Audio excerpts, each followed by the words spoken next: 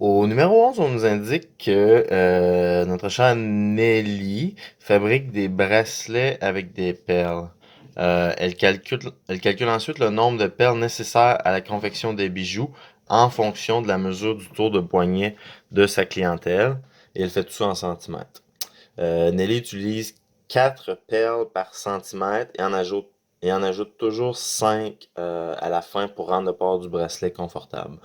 Donc, on nous demande d'identifier là, les variables indépendantes et les variables dépendantes. Par la suite, là, on aura une table de valeurs à compléter et une règle à trouver. Bon, voilà. Donc, identifions tout de suite c'est quoi nos deux variables, hein? Puis ensuite, on pourra peut-être être en mesure là, de savoir quelle est celle qui est indépendante et celle qui est dépendante. Donc, la première variable là, serait certainement la mesure du tour du poignet d'un client. OK? Donc, la mesure du tour du poignet. Puis, la deuxième variable là, serait certainement aussi le nombre de perles nécessaires à la confection. Donc, ici, on est clairement dans une situation que Nelly va arriver, elle va mesurer le poignet de sa cliente, puis ensuite, là, elle va calculer combien de perles ça va lui prendre pour fabriquer son bracelet. Donc, dans ce cas-là, clairement, ici, là, ce sera la mesure du tour de poignet, bon, comme le dit la question, là. Puis, la variable qui dépendra de la mesure du tour du poignet, ce sera le nombre de perles. Dans ce cas-là, on voit que même si, peu importe, j'aime bien dire ça, là, excusez-moi pour l'expression, mais peu importe à quel point on est tordu ici, là, on voit que il y aura pas vraiment, ça ferait pas vraiment de sens de dire que la mesure du tour du poignet, pardon, serait la variable dépendante.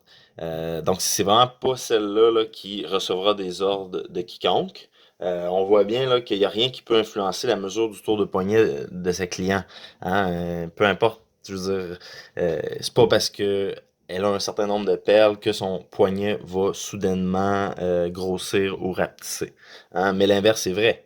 Si une certaine personne a soit un gros ou un petit poignet, le nombre de perles va s'ajuster. Donc, je trouve dans cet exemple-là, on voit bel et bien là, la signification de variables indépendantes et dépendantes. Donc, après ça, on nous dit exprimer cette situation à l'aide d'une table de valeurs. On sait que dans une table de valeurs, là, on va toujours mettre la variable x, la variable indépendante, sur la ligne du haut, puis la variable dépendante sur la ligne du bas. Donc, on va les identifier, là. Donc, mesure. Je vais juste marquer mesure poignet, là. C'est la variable qu'on avait identifiée comme étant la variable indépendante. Puis ici, on va voir là, le nombre de perles. On est en maths, on peut se permettre des abréviations. Mais là, la situation nous dit que Nelly utilise 4 perles par centimètre et elle va toujours en ajouter 5 autres à la fin pour rendre le port du bracelet confortable. Ça veut dire que hein, si par exemple là, j'aurais un poignet qui mesure 0 cm, ce qui est impossible, on s'entend là, on va peut-être le mettre de la table de valeur juste parce que c'est une donnée qui est pas très possible, là. Dans ce cas-là, on voit que même si c'est un exemple très farfelu, j'utiliserais quand même techniquement 5 billes, même si techniquement j'ai 0 cm. Donc, ce 5-là, veut pas, il va agir comme ordonné à l'origine.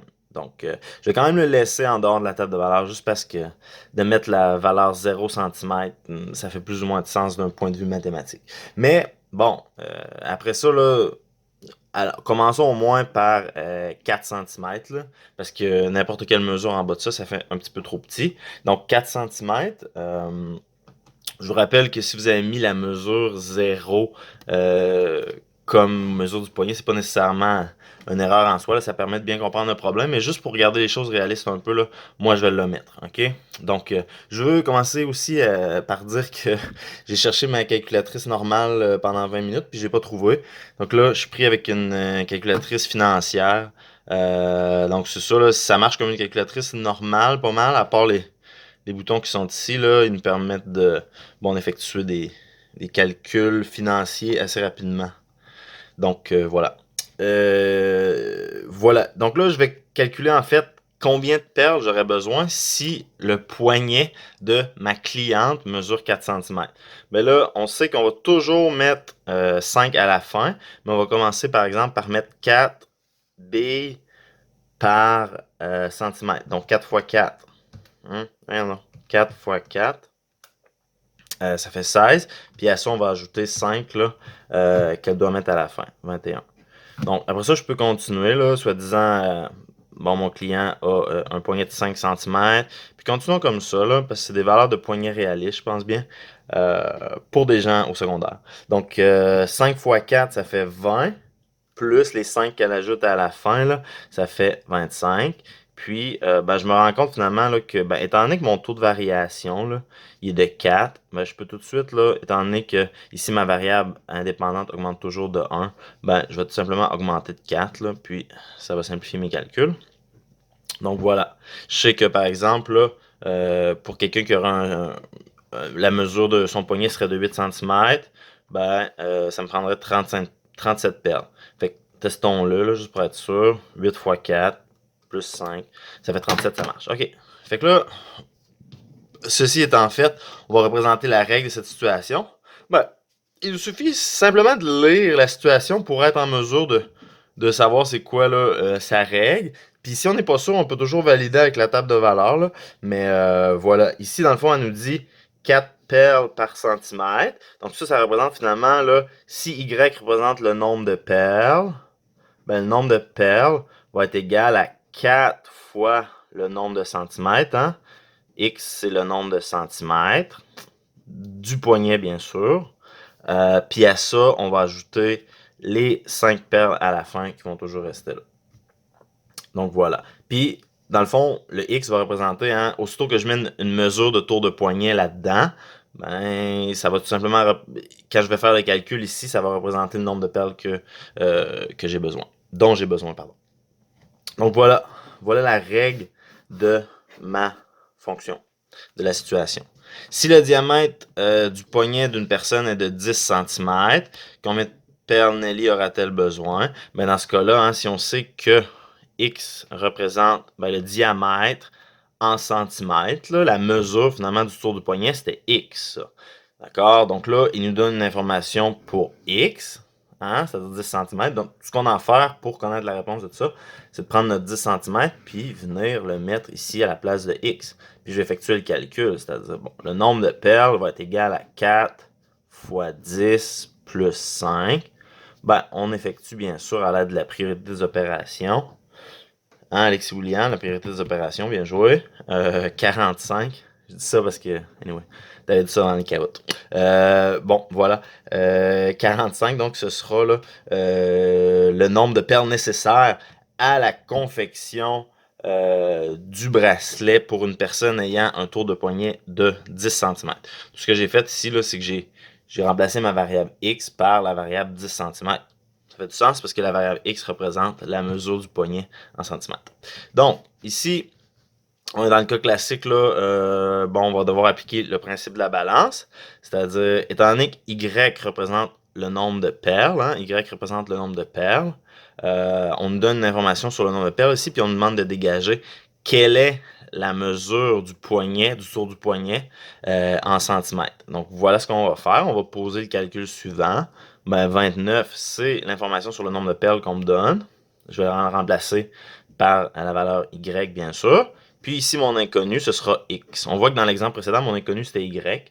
C'est un calcul direct parce que tout se situe à droite de l'égalité. Ici, on voit que la variable dont on veut dégager la valeur est ben, dans le milieu de l'équation, si on veut. Là. Fait ici, il va falloir se servir de ce qu'on appelle le principe de la balance. Donc, tous mes élèves connaissent ça très bien. Dans le fond, à l'aide de la priorité des opérations inversées, on va aller isoler là, la variable X. C'est-à-dire, si je fais moins 5 des deux côtés de l'équation, ici, ce qui va se passer, c'est que de ce côté-là, plus 5 moins 5, ça va s'annuler. Donc, ça va simplifier mon équation grandement. Puis, à gauche, ben, je vais tout simplement calculer 29 moins 5, ça fait 24. Fait que 24 est égal à 4x. C'est tout ce qui me reste. 4 fois x. Ici, je vais encore une fois effectuer l'opération inverse. Je vais diviser par 4 des deux côtés. Donc, on aura là que x est égal à 24 divisé par 4, c'est-à-dire 6. OK? Là, je l'ai fait algébriquement, mais moi, j'avais été chanceux. Hein, je l'avais mis dans la table de valeur directement au début. Donc, ce que j'aurais pu faire ici avec la question, c'est si on est en examen puis on est mal parti, à moins que je vous demande d'appliquer, bien sûr, de le faire algébriquement, ce qu'on aurait pu faire, c'est la table de valeur me démontre très bien que pour 29 perles, la mesure du tour de poignet sera de 6 cm. Mais ici, bon, ce qui est important de le faire là, algébriquement pour savoir comment le faire, parce que ce ne sera pas toujours aussi évident que ça. Donc voilà, ça fait le tour de la question numéro 11. Merci à Nelly là, de m'avoir permis d'utiliser son nom. Donc au numéro 12, on nous dit que pour sa course de scooter, notre cher Vincent vide à un débit constant un camion-citerne qui contient 11 700 litres d'essence. 2 heures plus tard, ce même camion-citerne contient 8 100 litres. Donc, ils ne nous disent pas à quelle vitesse, euh, là, il est capable de vider ce camion-citerne-là, mais il nous donne une information sur 2 heures plus tard. Donc, ça, clairement, ici, là, avec cette information-là, on va dégager quelle sera la vitesse finalement de notre camion-citerne. On va bien sûr résoudre cette question-là à l'aide des fonctions, mais ce serait sûrement possible de le faire bon, avec une démarche algébrique. Là. Donc voilà. On se souvient bien sûr là, que les fonctions, c'est ni plus ni moins là, une généralisation de l'algèbre. Donc, c'est pour ça que, bon, comme on dit souvent là, en troisième secondaire, avec nos fonctions du premier degré, etc., là, de le faire avec des fonctions, des fois, ça complique un peu pour rien. Puis, il y a des élèves qui ne voient pas vraiment l'utilité, mais en tout cas, on sait bien là, que c'est utile pour se préparer aux fonctions en général parce que ça va devenir plus compliqué que des fonctions du premier degré, puis c'est important là, de comprendre la base. Donc, encore une fois, on a un camion citerne. Là, moi, je suis vraiment rendu bon à dessiner des camions citernes. Bon, modulo le fait que je ne suis pas le meilleur d'avance, mais écoute, c'est pas super. Ok, donc je voulais vous mettre en contexte. Là, on a un camion citerne. Puis ce camion citerne-là, il contient bien sûr 11 700 litres. Puis notre cher Vincent Saint-Louis. Oh, c'est pas marqué Vincent Saint-Louis, mais j'imagine que si c'est une course de scooter, ça doit bien être lui. Vincent Beaulieu, je sais pas, ce serait pas tant son genre, en tout cas. Mais peut-être que je le connais mal. Écoutez, là, euh, j'ai pas fait, j'ai pas été à l'école secondaire avec eux. En tout cas, on nous dit bien sûr là que, ici c'est comme si on va se dessiner un petit tuyau, puis ce tuyau-là, là, il verse. J'espère qu'il verse pas ça comme dans une bouche d'égout, là. Mais il verse en tout cas il verse de l'eau, de l'essence, pardon, OK? Donc, puis on nous dit que 2 heures plus tard, bon, il y aura plus 11 700 litres dans ce camion-citerne-là, il va être plus vide, hein? 2 heures plus tard, on va avoir 8100 litres. Donc, dans le fond, ce qu'on va vouloir faire ici, c'est se demander, à quelle vitesse, là, par heure, il y a combien de litres qui se sont évacués par heure, finalement. OK? Donc, pour, euh, pour faire ça, on va se dire, OK, 11 700 moins 8100, ce sera, là, le nombre de litres total pendant les 2 heures. Donc, on va effectuer ce calcul-là. Donc, ça fait 3600. Donc, il y a 3600 litres qui s'est écoulé en 2 heures. Donc, 3600 divisé par 2, là, ce sera tout simplement là, 1800. OK? Donc, je sais que il y a 1800 là, litres par heure qui s'écoulent de mon camion-citerne. Donc là, ce qui serait utile à faire ici, ce serait surtout de transformer ça en fonction. Donc, si je mets que y est égal à la variable y représente le nombre de litres restants. Le nombre de litres restants. Puis x va représenter ici là, le temps finalement, le temps en heures, hein? Le temps en heures qui s'est écoulé. Je vais voir que le nombre de litres restants, c'est-à-dire le nombre de litres que j'ai au début, ça va tout simplement être mon ordonnée à l'origine. Puis, ben, le rythme auquel ce camion-là s'écoule sera mon taux de variation. Puis, on a dit que ben, pour chaque heure écoulée, il y aura 1800 litres qui va s'écouler dans mon camion. Donc, ben, je vais juste réécrire ma règle proprement, puis monter un petit peu ça. Là, ça a pris du temps quand même pour arriver ici, là. Mais voilà. Je pense qu'il y aurait tellement de manières de faire ce problème-là. Mais écoutez, j'en ai choisi une, puis voilà, là. Vous pouvez y aller d'imagination, bien sûr. Combien restera-t-il d'essence dans la citerne 4 heures après le départ? Mais je vois que quand j'ai posé ça sous la forme d'une fonction, puis je suis pas sûr de ma shot, ben, bien sûr, là, tout ce que je peux faire, c'est remplacer. Hein? C'est-à-dire, si j'ai l'information pour 4 heures après le départ, ben, X représente le nombre d'heures, hein, le temps en heures écoulé, bien sûr, après le départ. Donc ici, là, si je viens remplacer par 4 ma variable X qui représente le temps en heures, ben, bien sûr, là, je vais avoir le résultat voulu. Donc, moins 1800 fois 4 plus 11 700, ça donne bien sûr là, 4500 litres. OK. Donc voilà ce qui conclut là, le problème numéro 12.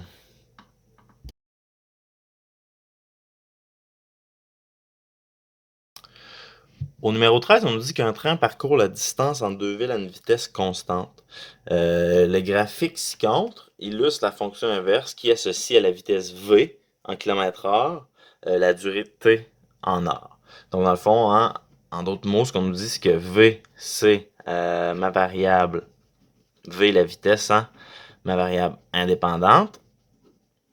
Puis T, le temps, va représenter ma variable dépendante. Donc, on voit pour une certaine vitesse, dans le fond, le temps va dépendre de la vitesse. Hein? Si je fais Québec-Montréal, ben, le temps que ça va me prendre pour effectuer cette distance-là, ça va vraiment dépendre de est-ce que je vais à 80 km/h ou est-ce que je vais à 130 km/h. Hein? On va voir que ça va être directement relié. OK? Bien sûr. Fait que dans le fond, ici, là, on nous demande on nous dit OK, quelle est la règle de cette fonction? Ben, dans ce cas-là, on pourrait penser là, qu'il y a vraiment beaucoup de calculs à faire, etc. Mais en fait, il n'y en a pas vraiment. Dans le fond, on sait que c'est une fonction inverse. Puis, une fonction inverse est de la forme y est égale à k sur x. Mais dans ce cas-là, ici, là, ben c'est sûr que on a des variables qui sont un peu différentes. Donc, on va juste échanger selon le problème. Donc, le temps ici, puis ça fait partie d'une des difficultés du problème, là, le temps est égal à ben, une constante qu'on va diviser par la vitesse. OK? Donc, dans le fond, la variable V ici a pris le rôle de X et la variable T ici a pris le rôle de Y. Juste pour être cohérent avec le problème, mais ça revient au même, c'est une fonction inverse. Donc, dans le fond, ici, pour trouver la règle de la fonction inverse, tout ce que je vais vouloir faire, c'est trouver la valeur de ma constante K. On sait que la valeur de ma constante K, si par exemple je me déplace dans une table de valeurs, ben, ça sera tout simplement hein, l'association, la multiplication de n'importe quel point de coordonnée. Mais ici, j'ai pas d'information pour n'importe quelle coordonnée, j'en ai pour une seule. Puis dans celle-là, là, ben, j'avais moi-même oublié que mes variables sont différentes ici. On a V et T, bien sûr. Dans le fond, la seule information qu'on a, c'est que si je roule 80 km/h, ben, ça va me prendre 6 heures. Donc, ici, vu qu'on sait que c'est une fonction inverse, tout ce qu'on va faire ici pour calculer la valeur de ma constante K, ce sera d'effectuer la multiplication, ben, 80 fois 6. Fait que 80 fois 6, ça fait 480. Donc, la valeur de ma constante K ici, c'est seulement 480. Donc, Y est égal à 480 divisé par X ou Dans le cas de notre situation ici, là, ce serait tout simplement t est égal à 480 divisé par v. Donc, par exemple, hein, si on roule à une vitesse de 100 km/h, ben, on pourrait calculer le temps que ça nous prendrait. Tout simplement, hein, 480 divisé par 100, ça nous donnerait la vitesse là, à laquelle... ça nous donnerait pardon, le temps que ça prendrait pour effectuer la distance entre les deux villes. Je vous rappelle que si vous êtes plus ou moins à l'aise avec les variables t et v, puis vous, là, vous êtes vraiment stické sur x, y, vous voyez, moi aussi, je suis quand même vraiment habitué avec ça, donc des fois, ça y va tout seul. Ben, on peut toujours, au début du problème, remplacer ces variables-là par ce qu'on veut. Hein. Et je pense pas qu'il y ait aucun prof de maths qui pourrait s'objecter à ça. On nous donne des variables v et t, on dit, OK, ben, moi, plutôt qu'utiliser la variable v, je vais dire que x, c'est la vitesse. Puis je vais dire que y, c'est le temps. Puis après ça, ça va me donner, plutôt qu'avoir cette équation-là, qui paraît un peu moins intuitive, justement à cause des variables qui sont différentes, ben, on a cette variable-là, cette règle-là, qui est tout à fait équivalente, qui représente exactement la même chose, sauf que les variables sont différentes. OK? C'est toujours une chose qui est possible à faire. Puis en début de problème, ça permet de se remettre dans ses bottines, si on veut, là, puis d'y voir un peu plus clair des fois, dépendamment des gens. Donc, ça fait le tour du numéro 12. Voilà.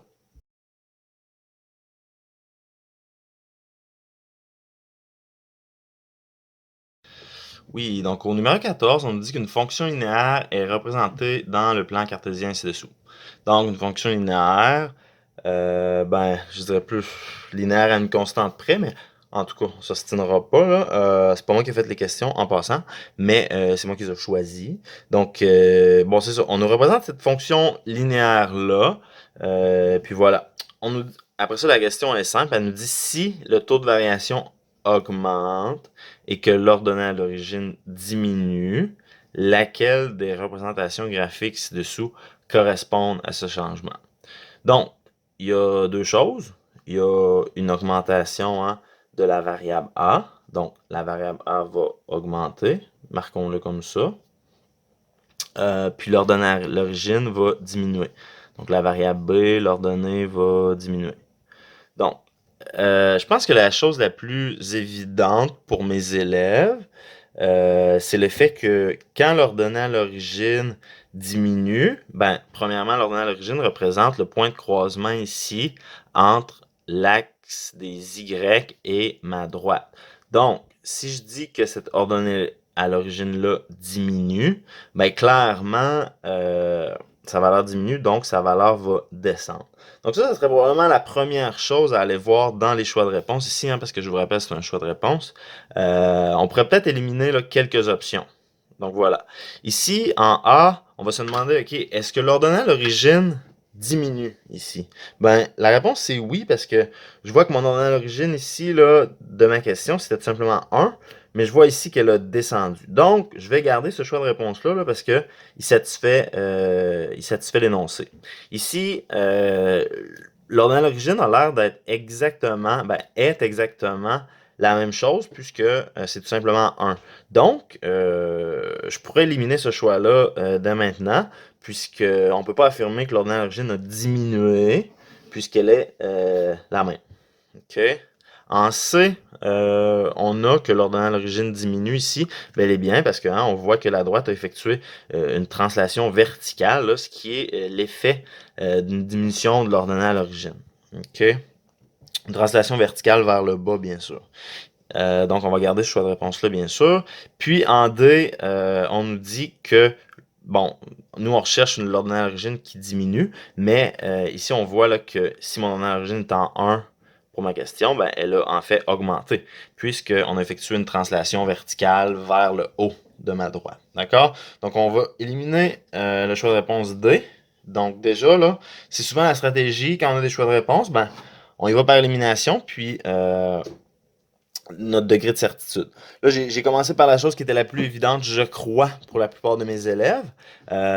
Puis bon, la deuxième chose que je considère que mes élèves ont peut-être un peu plus de difficultés, c'est que le taux de variation augmente. Donc, l'effet de l'augmentation d'un taux de variation, en fait, sur une droite, je vais juste augmenter ici. C'est en fait, si j'ai, mettons, ma droite ici, là, par exemple, y est égal à x, là, si j'augmente son taux de variation, là, je vous rappelle qu'elle passe par l'origine, le point 0, 0. Si j'augmente son taux de variation, ma droite va être, elle va augmenter de manière plus abrupte. Si je baisse son taux de variation, l'inclinaison de ma droite va diminuer. D'accord? Donc, c'est les deux choses à se rappeler, là.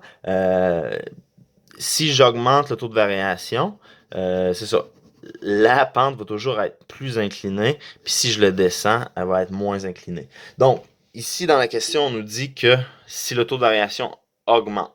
Donc, le taux de variation augmente, donc dans ce cas-là, ma droite devrait être inclinée davantage. Donc, dans ce cas-là, ça va éliminer l'option numéro A, parce qu'ici, on voit que la pente, c'est-à-dire l'inclinaison, le taux de variation, l'inclinaison de ma droite, là, est moindre.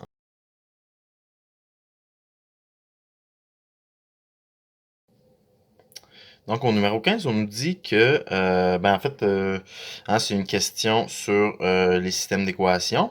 En fait, la situation, c'est que à 9 h du matin, là, un opérateur d'une usine doit simultanément vider un réservoir A et remplir un réservoir B.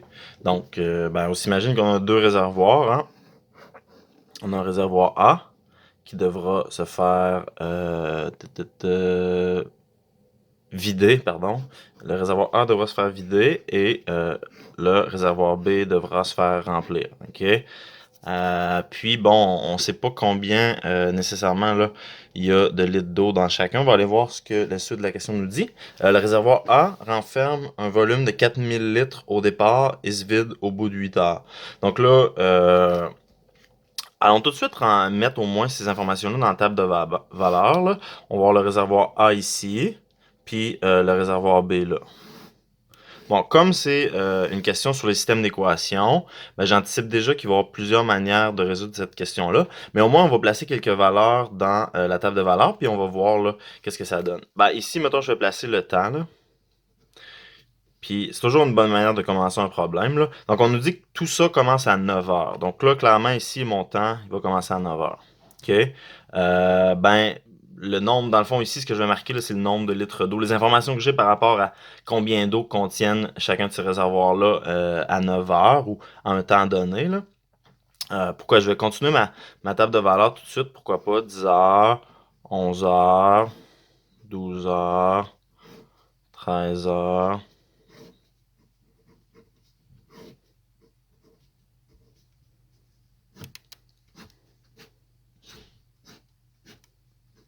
16h, 17h. Bon, voilà. OK, donc là, je me suis fait une table de valeur. C'est un peu ça, des fois, qui est difficile avec ce genre de problème-là. C'est qu'on ne nous donne pas de table de valeur ni de graphique, puis on ne nous dit pas trop comment le résoudre. Donc, il faut vraiment là, comme aller chercher ce qui est efficace pour nous. Encore une fois, là, il y a plusieurs manières de résoudre le problème. On va voir ce que ça donne ici là, quand j'entre mes données dans la table de valeur. Donc, le réservoir A renferme un volume de 4000 litres au départ. Donc, à 9 heures, ça veut dire que le réservoir A, il y a 4000 litres. Hein, on va dire que c'est des litres ici, là. Des litres. Donc, combien il y a d'eau dans chacun. Combien de.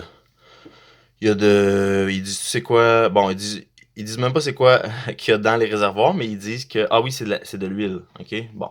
Donc voilà, ça change pas grand-chose. Donc voilà. Puis après ça, le réservoir A confirme 4000 litres au départ et se vide au bout de 8 heures. Donc, je sais que 8 heures plus tard, là, je vais avoir 0 litre dans mon réservoir. Donc, 1 heure, 2 heures, 3 heures, 4 heures, 5 heures, 6 heures, 7 heures, 8 heures.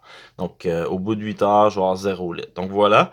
Euh, fait que là, étant donné déjà, là, je vais me concentrer sur le réservoir A, parce que, étant donné que je sais que le réservoir A se vide à un débit constant, en fait, je sais que ça va être un taux de variation normal. Hein? Donc, je sais qu'il se vide à un débit constant. Donc, clairement, si je suis capable de trouver, à chaque heure de combien d'huile il va se vider, clairement, ici, je vais être capable de remplir tout ce qui manque dans la table de valeur. Ça va m'aider pour faire le problème, là. Je suis pas pressé, donc...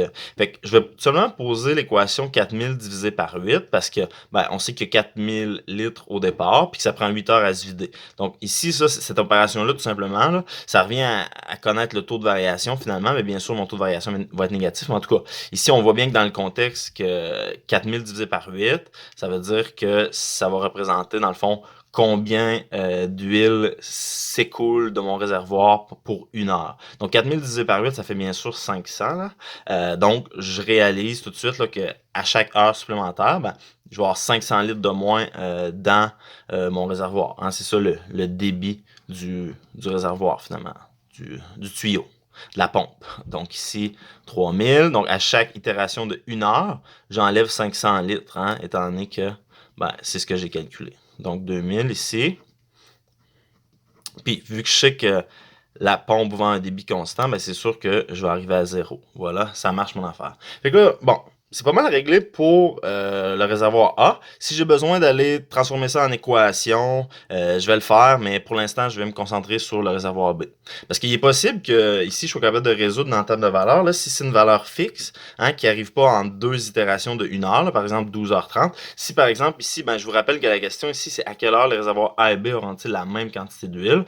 Donc ici, je vais aller voir, je vais aller remplir avec les informations que j'ai pour B, puis je vais voir, OK, est-ce qu'il y a un moment là où la quantité d'huile est la même? Ben, je vais aller voir ça pour le réservoir B.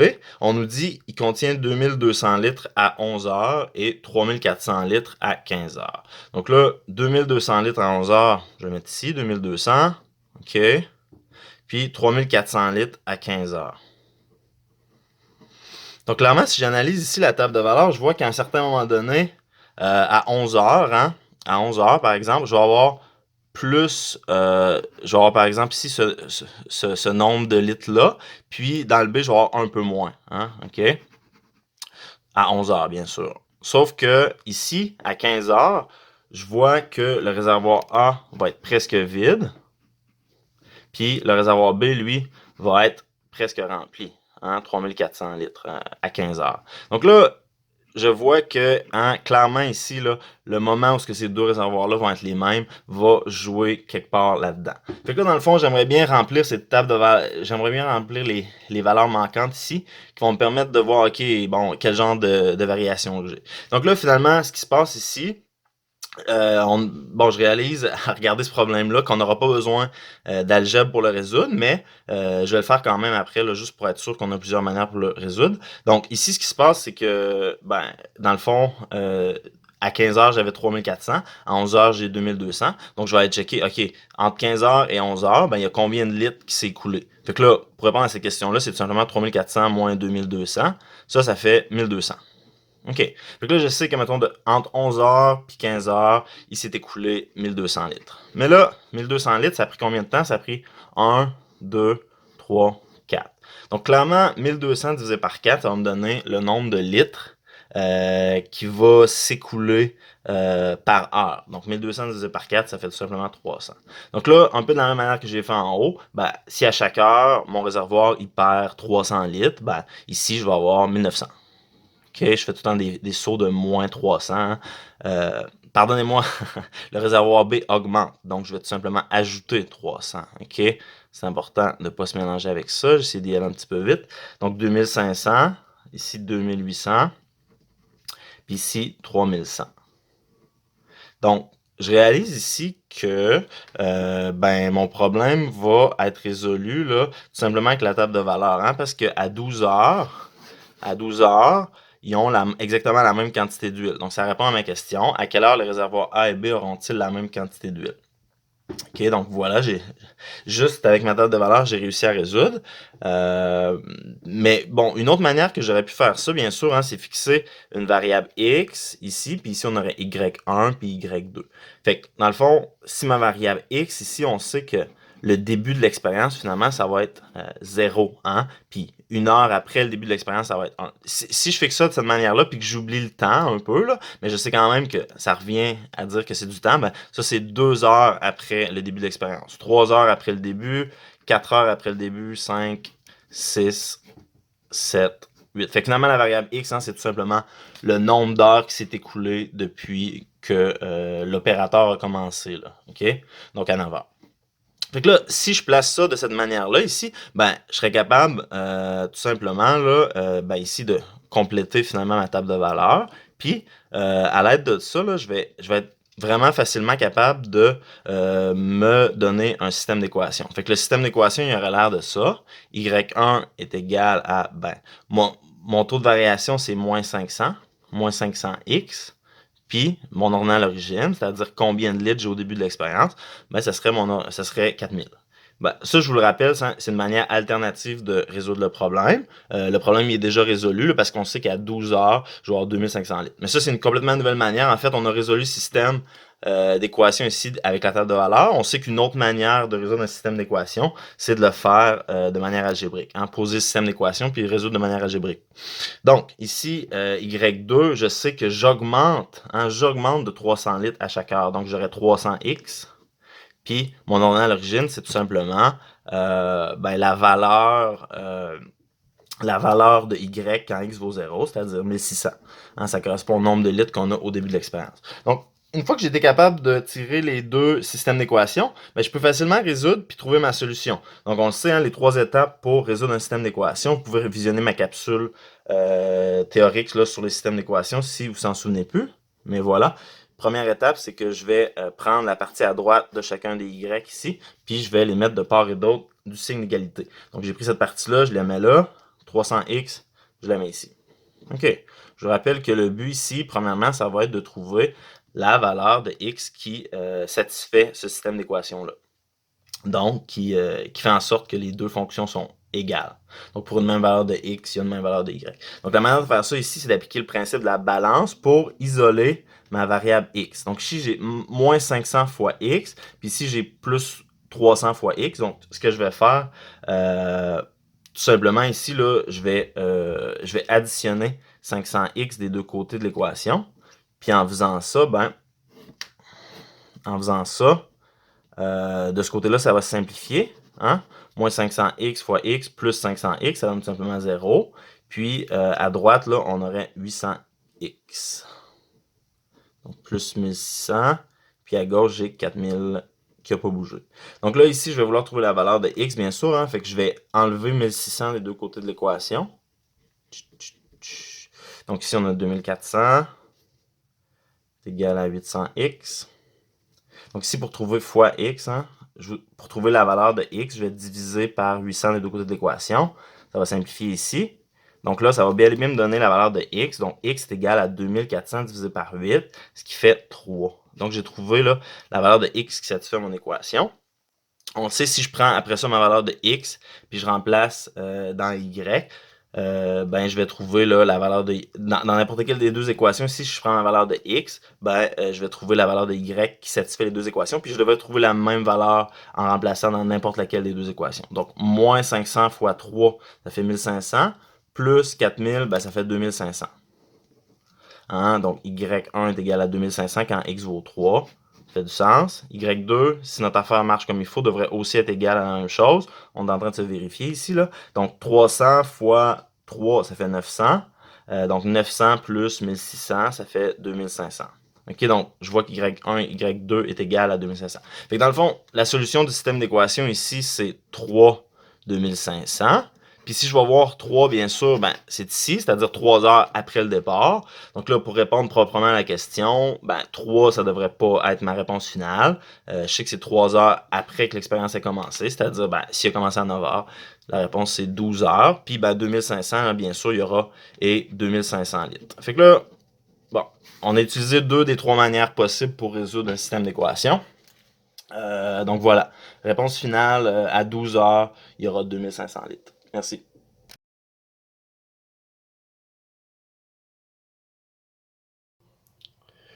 Donc, au numéro 16, on a que Monsieur Lafleur veut louer une voiture lors de son séjour, puis il hésite entre 2 agences de location. Il y a premièrement l'agence Vacances au bord de mer. On va représenter là, cette situation-là en orange, le plus possible. Vacances au bord de mer. Puis, on va avoir vacances au soleil aussi. Là. Donc, le but, ça va être de représenter ces deux choses-là. On sait que Vacances au bord de mer demande un tarif de base de 40$ et un coût de 25$ par journée de location. Donc, clairement, dans une situation ici, là, où on va avoir X, le nombre de jours, hein, le nombre de jours de location. Il faut être capable de repérer ces variables-là instantanément. On aurait aussi pu lire l'autre là, pour se donner une meilleure idée, mais on sait déjà que ça va être ça. Puis on va voir, bon, Y, puis ça va être là, ben, quel sera le coût de tout ça.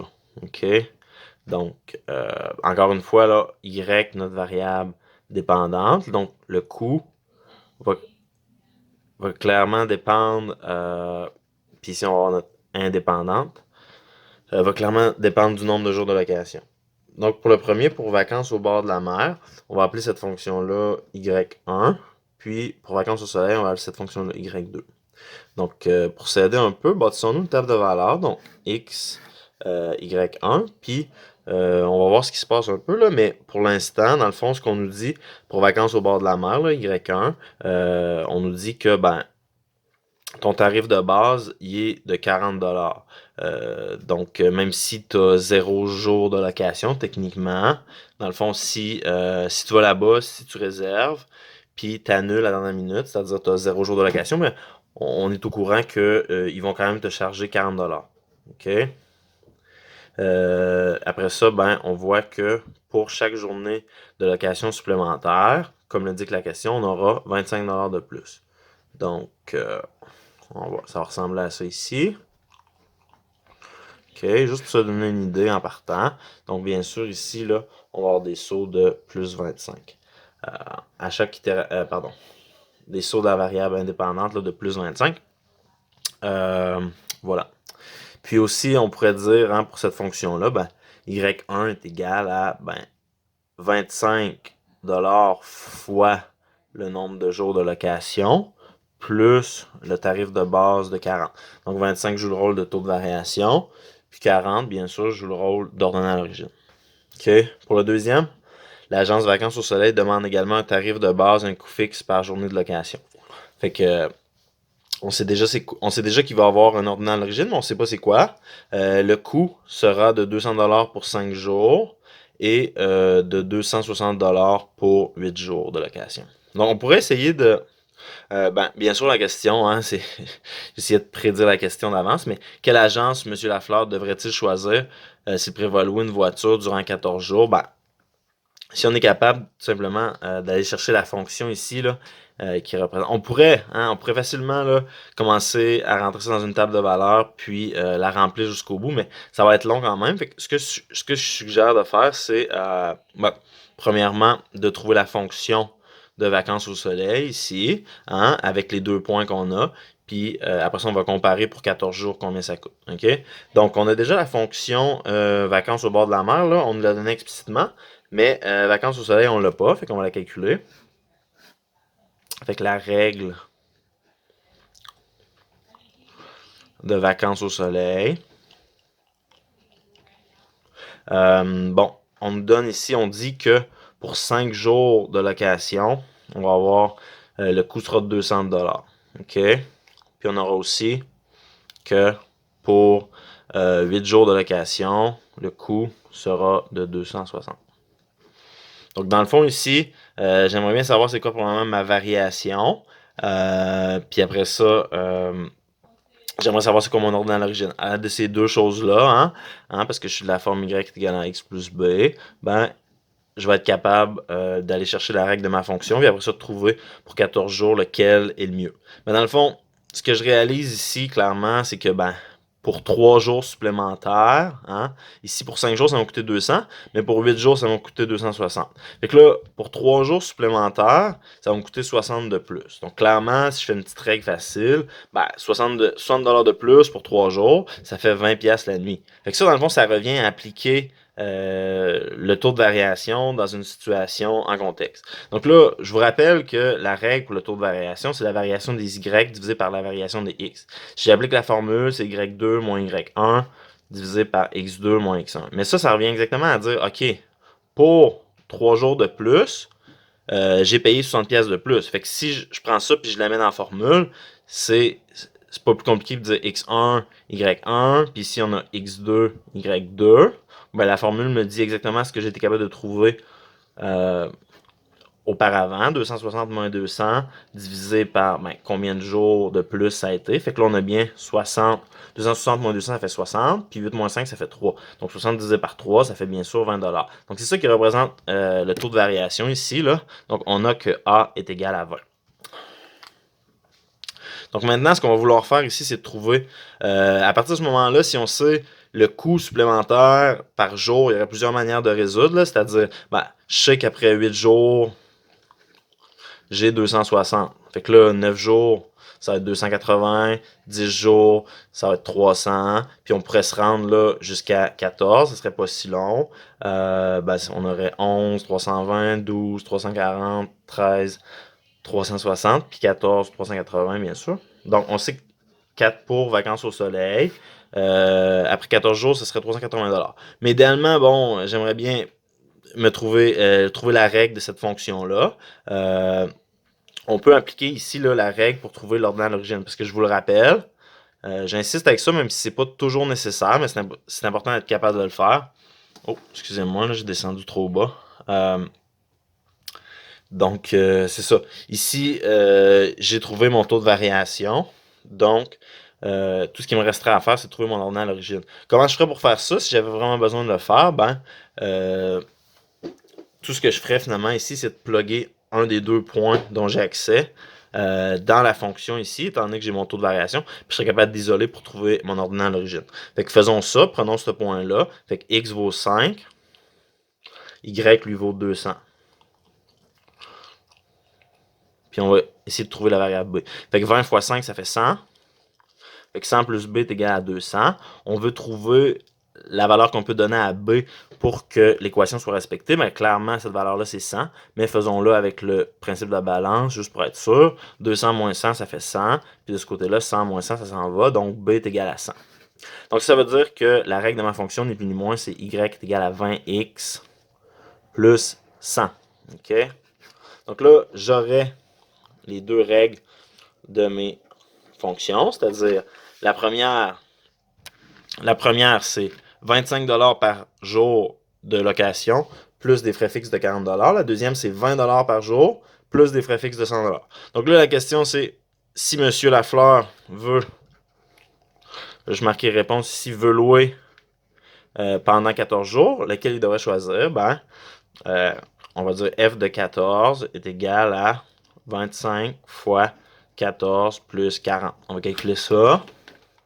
Ça, c'est pour vacances au bord de la mer. 25 fois 14 plus 40. Ça lui coûterait 390 $. On avait déjà calculé à l'aide de la table de valeur plus bas que pour vacances au soleil. Là, ça serait 380. Mais allons-y, on va calculer à l'aide de la fonction pour voir si on a raison. 20 fois 14 plus 100, ça fait bel et bien 380. Fait que f de 14 ici serait égal à 380. F2, là, juste pour être proprement. Donc voilà. Ici, dans le fond, on a que pour vacances au bord de la mer, pour 14 jours, son coût serait de 390, mais pour vacances au soleil, ce serait de 380. Donc, il devrait choisir, là, vacances au soleil. Il va économiser 10$. OK? Donc, au numéro 16, on nous dit qu'une compagnie offre 3 modes de rémunération à ses employés. Avec un accent, bien sûr. Rémunération A, un salaire fixe de 600 $ par semaine, d'accord. Rémunération B, une commission de 20% du montant des ventes. Et rémunération C, 150 $ par semaine, plus une commission de 8% du montant des ventes. Bon, fait que on a clairement avoir 3 équations ici. Puis on nous donne un petit graphique ici. Là, mon imprimante a mal. En fait, je suis à court d'imprimante d'encre en couleur. Donc pendant le COVID, là, j'en ai commandé, mais bon, ça arrive pas. Donc c'est ça, j'ai tracé là, mes quadrillés à la main. Vous pouvez faire la même chose là, si ça marche pas de votre côté. Je me suis muni de 3 crayons marqueurs. Puis en fait, ce que je vais faire, là, c'est que je vais représenter tout simplement la rémunération A par la couleur verte. le B en rose.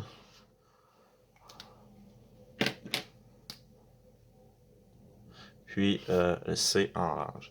Donc, ici, clairement, on a déjà identifié nos axes. Là. On a le salaire en Y, puis le montant des ventes en X. Donc, Y représente le salaire, la variable dépendante. Hein, le salaire dépend du montant des ventes.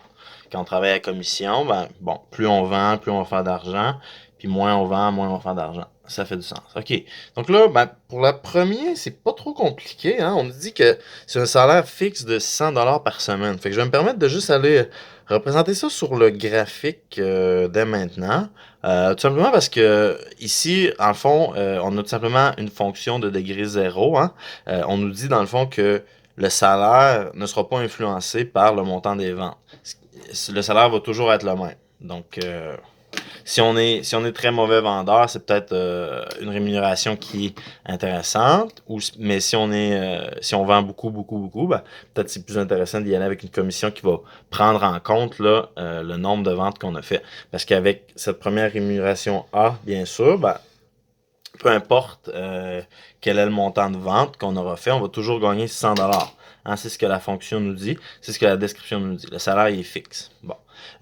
Pour la rémunération B, c'est une commission de 20% du montant des ventes. Bon, je vous rappelle ici aussi, hein, il y aura, pour ceux qui désirent, là, il y a peut-être moyen de faire une table de valeur pour mieux s'y retrouver. Là. Si on dit que YA, c'est le salaire de la rémunération A, YB, puis YC, c'est le salaire de la rémunération C, ben, dans le fond, ce qu'on remarque déjà avec la rémunération A, j'aurais dû prendre ma règle, pardonnez-moi, c'est que ben, pour peu importe c'est quoi la valeur de X, hein, 1000, je vais me servir des mêmes graduations que le graphique, 2500, 3000, bon, etc. Peut-être qu'on va avoir besoin de continuer plus tard, mais pour l'instant, là, juste pour s'aider un peu, ben, remarquons que peu importe c'est quoi le montant des ventes, les ventes, ben, le salaire, lui, sera toujours de 600$ si on choisit la rémunération A. C'est ça que nous dit une fonction de degré zéro. Là. Son taux de variation, c'est 0. Donc, sa variation est nulle. C'est une fonction de variation nulle. Donc, pour la rémunération B, finalement, on a tout ce qu'on veut avoir pour la rémunération A. C'était pas très compliqué. Pour la rémunération B, par contre, on nous dit que on aura une commission de 20% du montant des ventes. Donc, une autre chose qui pourrait peut-être nous aider à faire ce problème-là, là, je vous donne plus de pistes que pas assez, ce serait de dire, par exemple, ben, YA, première des choses, c'est tout simplement la fonction de degré 0 suivante. YA est égal à 600. 600$. C'est ça la règle de la rémunération A. Bon, maintenant, j'aimerais bien savoir c'est quoi la règle de la rémunération B. Ben, si je suis à l'aise un peu avec ce genre d'affaires-là, je pourrais dire, OK, 20% du montant des ventes, ça serait tout simplement, là, ben, j'ai mon 20%, puis quand je vais multiplier ce 20%-là fois le montant des ventes, ben, je vais tout simplement avoir c'est quoi mon salaire. Donc là, la règle, je vais la réécrire ici parce que cette manière-là est peut-être peu intuitive, mais est quand même correcte. Ce serait Y. La règle est égale à 0,2 fois X. Hein, 0,2, ça représente 20%. On peut le calculer sur la calculatrice si vous voulez. Là. Ben, 20%, 20 divisé par 100, ça fait tout simplement, là, on le voit, 0,2. OK? Donc, voilà. Quand je mets mon coefficient devant mon X, je remarque que ben, tout simplement 20%, ça fait 0,2. Fait que mon taux de variation, là, c'est 0,2. Hein? À chaque fois que je vais augmenter ben, ma variable X, ben, celle-ci va augmenter de 20%. Ma variable Y va augmenter de 20%. Une autre manière que je pourrais, là, peut-être c'est moins intuitif pour certains élèves là, de le voir de cette manière-là. On peut le voir un peu plus en contexte, c'est-à-dire, OK, si par exemple, je gagne 20% de mon montant des ventes. Si par exemple, je vends 1000$, combien sera mon salaire? Ben 1000$ fois 0,2, hein, c'est la manière de calculer ici là, 20% ou fois 20%, comme vous êtes à l'aise, là, ben on voit là que ce sera tout simplement 200. OK, si je calcule sur ma calculatrice, là, 1000 fois 0,2, ben, ça fait 200. Donc là, je sais que si je vends 1000 $, je vais avoir 200 $. Si je vends, par exemple, je sais pas moi, 3000 $, ben là, techniquement, je devrais avoir 3 fois plus. Je pose un même calcul, ça fait 600. Ok, parfait. Donc là, ici, j'aurais 2 points, puis plutôt que de trouver ma règle, je pourrais tout simplement calculer, je pourrais tout simplement placer ces 2 points-là. Donc, pour un montant de vente de 1000 $, je vais gagner 200 $ si je choisis la rémunération B. Pour un montant de vente de 3000 $, je vais gagner 600 $ avec la rémunération B. Donc voilà, j'ai réussi à tracer 2 points dans mon graphique. Puis ça me permet de tout simplement les relier à l'aide d'une droite, puis d'avoir une idée un peu de l'allure du graphique. Donc voilà. Je vais tout simplement la mettre en rose pour que ce soit bien clair. Ok, moi ça paraît plus bleu, mais en tout cas, on est d'accord, c'est rose. Bon, pour la rémunération C ici, 150 $ par semaine. Hein? Donc, ici, c'est le salaire hebdomadaire, bien sûr. Donc, c'est ça. Il n'y a pas d'ajustement à faire sur la variable. 150 $ par semaine, plus une commission de 8% du montant des ventes. Bon, c'est sûr que ça se complique un peu, mais si je vois ça avec une approche fonctionnelle, je sais que la règle de la rémunération C, ce serait, hein, 8%, c'est-à-dire 0,08 fois le montant des ventes, c'est-à-dire X. Puis on va additionner à ça, là, plus le montant qu'on va avoir, peu importe qu'est-ce qui se passe avec mon montant des ventes, c'est-à-dire 150. Donc là, ce que ça donne, c'est que mon ordonnance à l'origine, c'est 150. C'est-à-dire si je vends 0, si je vends 0 $, je vais avoir si je vends 0 comme vente, j'ai une semaine terrible, puis je réussis seulement à vendre 0 $, c'est-à-dire rien du tout, je vais quand même faire mon 150 $. Donc, je peux déjà placer un point ici là, pour ma prochaine type de rémunération. Puis voilà. Fait que la deuxième manière que je vais faire, là, j'ai juste un point. Ce serait difficile de trouver la règle. Mais dans le fond, ce que je vais faire ici, c'est tout simplement me dire, OK, si je vends par exemple, je sais pas moi, 3000 $. Si je vends 3000 $, combien d'argent je vais faire? Je vais tout simplement le calculer. Je fais 8%, je fais 8% de 3000. Puis à ça, j'ajoute le 150 qui va toujours être là. Donc là, je vous le rappelle ici, là, ça c'est vraiment la portion du calcul ici qui va représenter là, la commission. Hein? Puis ça, c'est le salaire fixe. Puis ça revient à dire que c'est la règle de ma fonction. Là. Donc ici, la valeur de X, c'est tout simplement là, 3000. Okay? Donc le montant des ventes est tout simplement égal à 3000. Puis je l'ai substitué là-dedans finalement là, pour trouver quelle sera la valeur de ma rémunération C pour un montant de vente qui est égal à 3000 $. Je vais tout simplement calculer ça. Donc 0,08 fois 3000. Ça, 240, ça représente tout simplement là, le montant de ma commission. Puis il y a 150 $ qui va toujours s'ajouter. Donc, ça donnerait là, 390. C'est une valeur que j'ai pris au hasard. Mais on voit que pour un montant de vente de 3000 $, ma commission, c'est 390. Donc, ça serait un point qui se retrouverait environ ici. Mais là, c'est pas très précis mon affaire, là. Donc, je vais pas vouloir nécessairement me servir de ce point-là parce que, c'est ça, il est pas très précis. Puis, je vais avoir de la difficulté, là, finalement, à me tracer avec précision dans le graphique. Mais finalement, je sais que pour 3000 $ ici, ma rémunération C là, sera égale à 390. OK? Puis je sais que pour 0 $, ma rémunération sera égale à 150. Puis je pourrais remplir pour l'autre ici, là, faisons-le. Ici, là, tout simplement, on aurait pour 1000 $ de vente, on avait calculé 200. Pour 2000 $, c'était 400. Pour 3000 $, c'était 600. Fait que là, entre les deux, 500, 300, 100. Puis bien sûr, l'ordonnance à l'origine, c'est 0. Donc, pour 0 de vente. Donc là, c'est clair pour le A puis le B.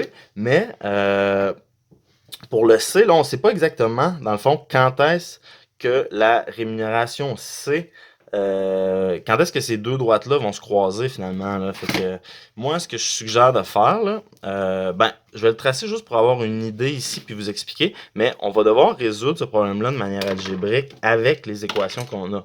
Puis en même temps, bon, ça va nous faire pratiquer un peu, ok? Peut-être que je pourrais continuer à essayer un petit peu ici puis trouver une valeur qui fait du sens, mais juste comme pour être sûr et certain de mon affaire, là, je vais résoudre le système d'équations. Ça va me permettre de trouver la valeur exacte ici qui représente le point de croisement de ces deux fonctions-là. OK? Donc, je vous le rappelle, ma rémunération B, c'est YB, puis la règle de celle-là, c'était 0,2 fois X. La rémunération C, si je résume mon système d'équations, je vais juste l'encadrer. Ma rémunération C, on l'avait vu, c'était 0,08 8% de mes ventes plus mon salaire de base, 150. Donc là, je vais résoudre ce système d'équations-là, puis ça va faire en sorte là, que je vais trouver ma variable X facilement. Donc, je vais poser ça comme on est capable de le faire. Si jamais vous ne vous en souvenez pas, vous pouvez regarder mon vidéo là, sur les notions théoriques de résolution du système d'équations. Mais en gros, je pose mon équation ici à droite du Y, je les mets de part et d'autre du signe d'égalité. Fait que grosso modo, ici, j'ai ma rémunération C. Voyons là. Ma rémunération C que j'ai mis ici. Puis pour l'autre, j'ai ma rémunération B que je mets tout simplement là. OK, après ça, je vais vouloir appliquer le principe de la balance pour résoudre mon système d'équation. Donc là, il me manque un petit peu de place, mais finalement, ce que je vais faire, c'est moins 0,08x des deux côtés de l'équation. Puis ça va faire en sorte que de ce côté-là, ça va éliminer ça. Puis de l'autre côté, 0,2 x moins 0,08x, ça fait tout simplement 0,12x. Puis ça, c'est égal à 150. OK? Donc en fait, ici, si je veux trouver la valeur de x, il va falloir que je divise par 0,12 des deux côtés de l'équation. Puis ça va me donner la valeur de x qui satisfait mon système d'équation. 150 divisé par 0,12, ça fait 1250. Donc là, voyez-vous, 1250 n'était pas là. Donc, si je veux savoir exactement il est où le point de croisement ici, il a fallu que je résolve algébriquement. Donc, je sais que X, c'est le montant de vente qui va faire en sorte que ma rémunération B et ma rémunération A est exactement la même. Donc là, si je veux savoir, OK, oui, c'est vrai que 1250, ça représente le montant de vente qui va faire en sorte que la rémunération va être la même. Mais quelle sera cette rémunération-là? Tout ce que j'ai à faire, c'est de prendre le montant des ventes, finalement, puis de remplacer dans n'importe laquelle des deux équations. Donc là, 1250 fois 0,2, finalement, ça fait 250. Donc là, le Y associé, ce sera 250. Puis je peux le mettre dans l'autre équation juste pour être sûr. C'est 1250 fois 0,08.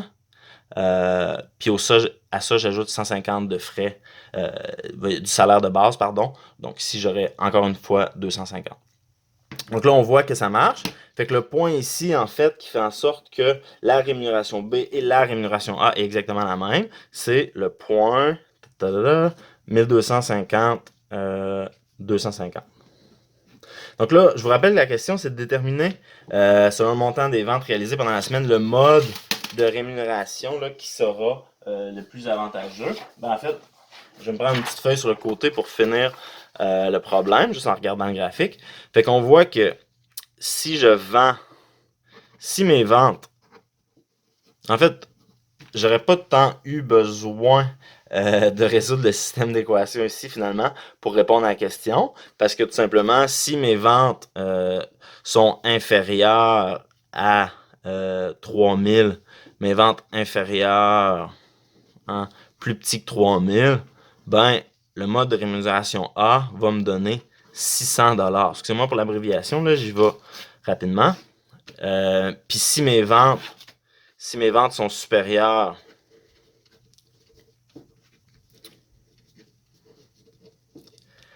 à 3000$, dans ce cas-là, supérieur à 3000, dans ce cas-là, ce sera cette rémunération-là, la rémunération B, qui sera la plus avantageuse. parce que bon, B va me donner 20%, donc à partir de 3000, peu importe, là, ça va être 20% de mes ventes, donc 0,2 fois X, dépendamment du montant de mes ventes. Donc là, on voit que j'ai résolu ici le système d'équation un peu pour rien. Tout ça parce que j'avais attendu un petit peu trop tard pour lire la fin de la question, mais ça a été quand même utile là, de le résoudre, puis de savoir que, bon, de se pratiquer finalement. OK? Donc voilà, ça finit la question.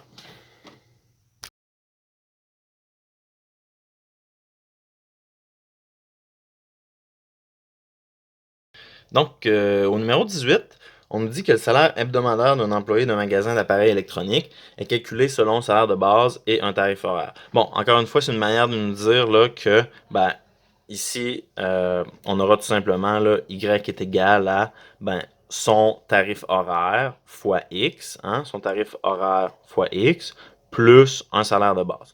Donc ça, hein, en d'autres mots, c'est comme dire que j'ai mon taux de variation ici, puis j'ai mon ordonnance à l'origine ici. OK? Donc, A, ça va représenter le tarif horaire et B, ça va représenter le salaire de base.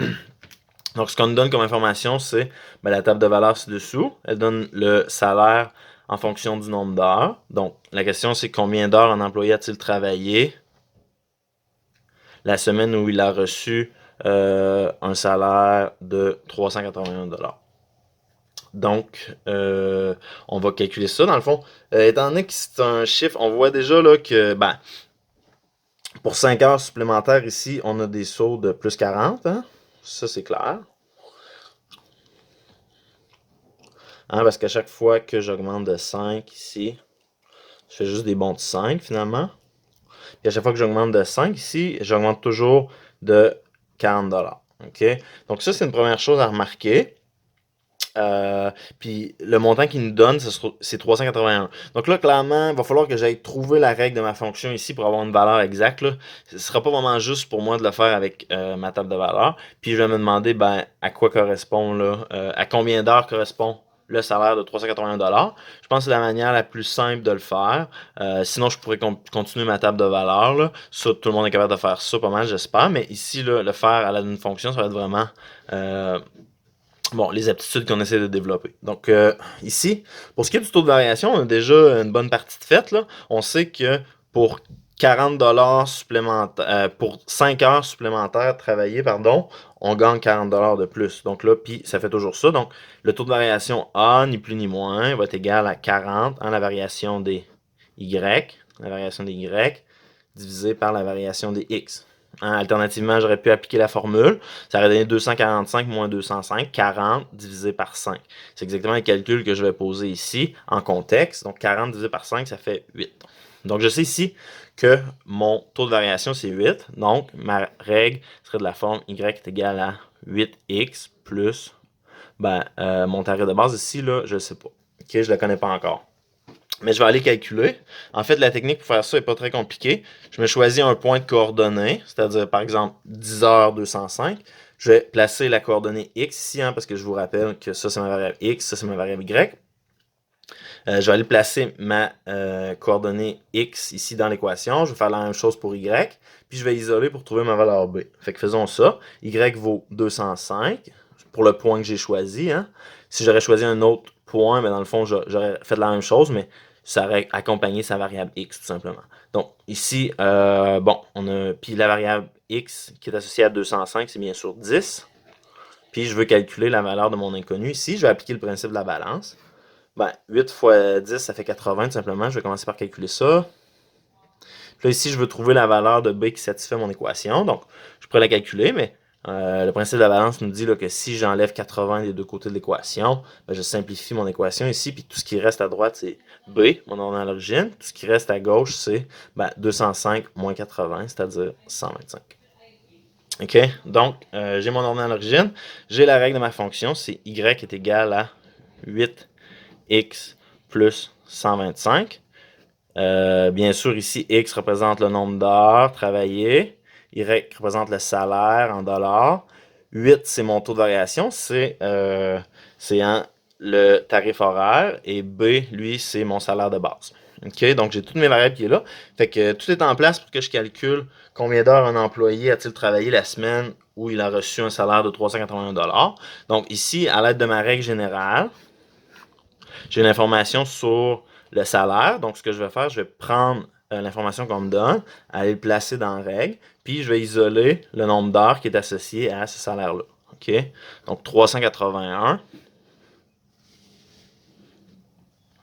est égal à 8x plus 125. Donc, j'ai placé ça, puis finalement, ici, je vais juste appliquer le principe de la balance.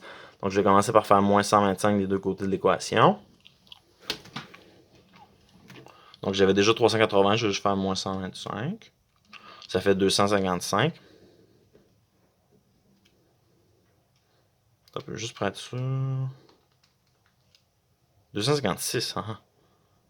Donc, 256 est égal à 8x. Donc ici, tout ce que je vais faire là, bon, je veux trouver c'est quoi la valeur de x qui satisfait. Donc 8 fois quoi est égal à 256. Pour avoir la réponse à cette question-là, encore une fois, j'applique le principe de la balance. Ben, je divise par 8 des deux côtés. Ça a comme effet de simplifier ici mon équation. Donc tout ce qui me reste à droite, c'est ma variable. Puis à gauche, ben, c'est tout simplement là, 256 divisé par 8, ce qui fait 32. OK? Donc, j'ai trouvé la variable x associée à un salaire de 381. Je peux me vérifier si je veux. C'est jamais mauvais. Vérification. Ben, si j'ai ma fonction y est égale à 8x plus 125, puis que j'ai un nombre d'heures qui est égal à 32, est-ce que mon salaire ici sera égal à 381? On va vérifier. Ben, 8 fois 32 plus 125, ça fait 381. Ben, je vais juste le marquer, plus est égal à 381. Voilà, c'est vérifié. OK? Donc, ça fait le tour de ma question. Donc, la réponse finale, c'est ben, le nombre d'heures sera égal à 32 pour un salaire de 381 $. Merci.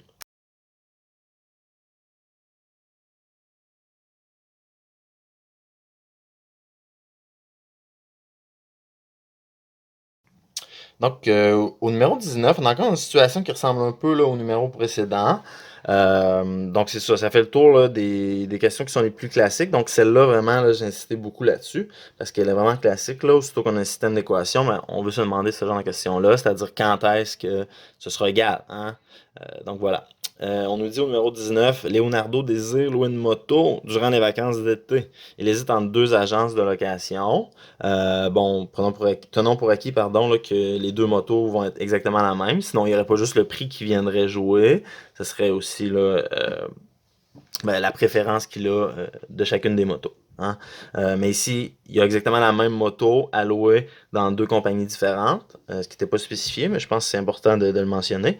Donc, la première compagnie demande un tarif fixe de 50 $, un montant de 30 sous là, par kilomètre parcouru. OK?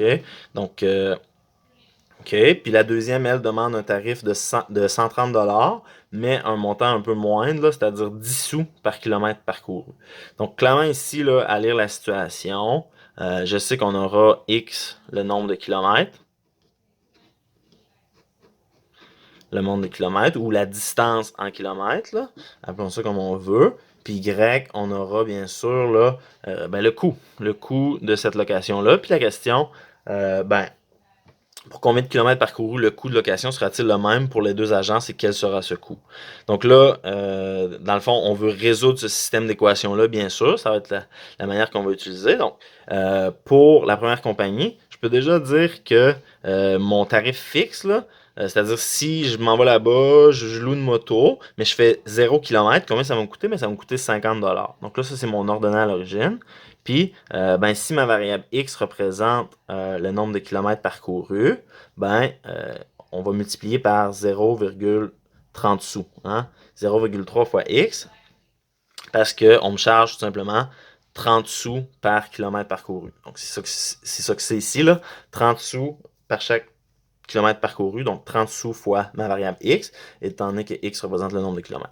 Pour ma deuxième ici, c'est un raisonnement vraiment semblable, sauf que cette fois-ci, c'est 10 sous par kilomètre. Donc, 10 sous fois X plus mon tarif fixe de 130 $. Donc ici, j'ai Y1 et j'ai Y2, j'ai un système d'équations. Donc, tout est en place pour que je résoudre pas graphiquement, algébriquement, pardon, ce système d'équations-là. Donc, je vais juste les mettre un par-dessus l'autre pour être sûr. 0,30 fois x plus 50. Puis y2, c'est 0,1 fois x plus 130.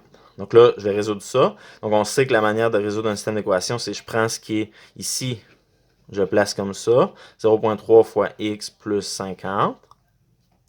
Puis ici, de l'autre côté de l'égalité, je fais la même chose avec celle-là ici. Ok, je rappelle que j'ai mis celle-là là, 0,3 fois x plus 50, puis je place l'autre ici, c'est la première étape.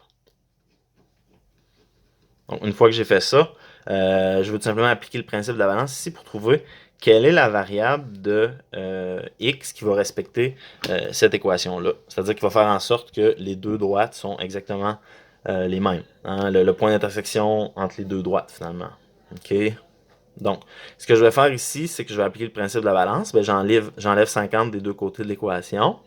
130 moins 50, ça fait 80. Bon, plus 0,1x, là, excusez-moi d'avoir interverti. Puis ici, tout ce qui me reste à gauche, parce que plus 50 moins 50, ça s'annule. Tout ce qui me reste, c'est 0,3x. OK? Donc là, ce que je vais faire ici, je vais vouloir simplifier ma variable x. Fait que je vais soustraire 0,1x des deux côtés de l'équation. Ben, 0,3x moins 0,1x, il me reste juste 0,2x. Puis ici, ça s'est annulé. Donc ici, j'ai 80. Donc ici, si je divise par 0,2 des deux côtés de l'équation, ça va me donner finalement la valeur de x qui est associée. Donc, on fait le calcul suivant. 80 divisé par 0,2, ça fait 400. X est égal à 400. D'accord? Donc ça, c'est comme de dire que si je parcours 400 km, ça va me coûter autant pour la première compagnie que pour la deuxième. Ben, on peut aller tester ça, c'est-à-dire 400 fois 30 sous, plus mes frais de base de 50 $, ça fait 170. Puis on a aussi 400 km fois 10 sous, plus mes frais de base de 130, ça fait aussi 170. Donc, je sais là que ça fait du sens mon truc. Donc, finalement, la solution de ce système d'équation-là, c'est pour 400 $, ça va me coûter 170. Pour 400 km, pardon, ça va me coûter 170 $. Puis, ce montant-là va être exactement le même, peu importe quelle agence de location je vais choisir de louer. OK? Donc, finalement, là, pour combien de kilomètres parcourus le coût de location sera-t-il le même pour les deux agences et quel sera ce coût? Ben, c'est exactement ça. Fait que 400 pour 400 km, au risque de me répéter, le coût sera de 170 $. Puis ça, c'est exactement la même chose pour les deux agences de location. Merci.